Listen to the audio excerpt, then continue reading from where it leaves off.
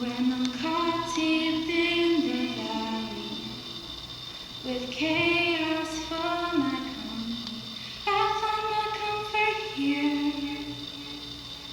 'cause I know that you are near.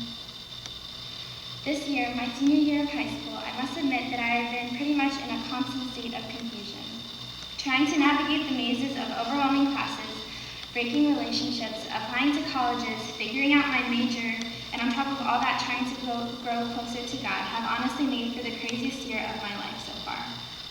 The ironic thing about going through all of these situations, though, is that it is through them I feel God trying to teach me to live in His peace.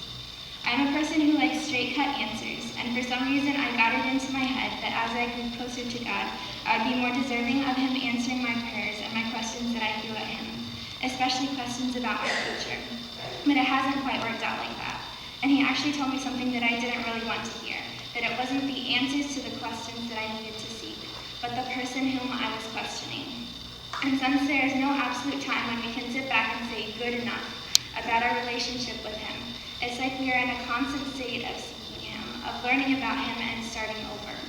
I have found that when my heart is truly seeking Him, even if I think I'm doing it wrong or if I feel like I'm not worthy enough at the moment, He responds and reminds me that He loves me. It's mostly through small things that aren't immediately recognizable as Him, like a hug from my mom, a joke from my dad, a song that reminds me of His promises, a Bible verse, the multitude of agape letters I received during Chrysalis, or a friend praying over me. If there is one thing that I am learning this year because of Him, it is that I am so utterly, unconditionally loved in more ways than I will ever realize. My help comes from You. You're right here pulling me through. You carry my weakness, my sickness, my brokenness on Your shoulders, Your shoulders. I was looking at this website recently that is a scale model of the solar system that you can scroll through to see how vast the solar system would actually be if the moon was the size of one pixel on a TV or on a computer screen. And let me tell you, our solar system is huge. To put it in perspective, I think it said that if the moon were just one pixel, then it would take 2.5 football fields to go from the sun to Pluto, which is humongous. We have 8 or 9 planets, depending on how you look at it, 1 star, and a lot of asteroids in our solar system.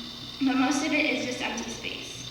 In the vast uniform emptiness of space, we on Earth, as a concentrated point of matter, are both an extremely important anomaly and a painfully negligible blip in the universe.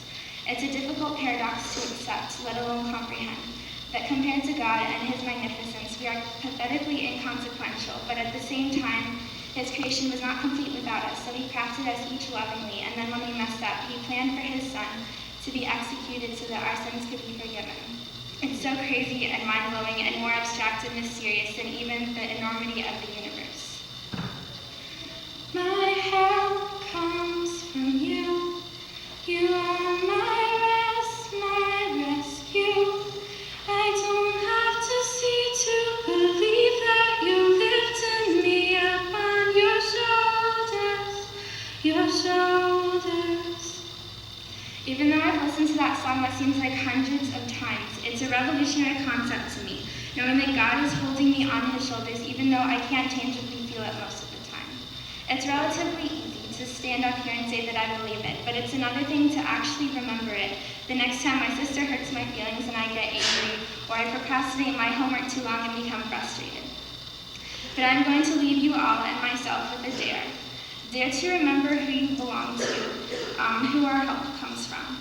In the middle of the wilderness, it might seem like the greatest, most powerful thing around us is the mountains that we're surrounded by. But in reality, it's God, the one who made the mountains Himself.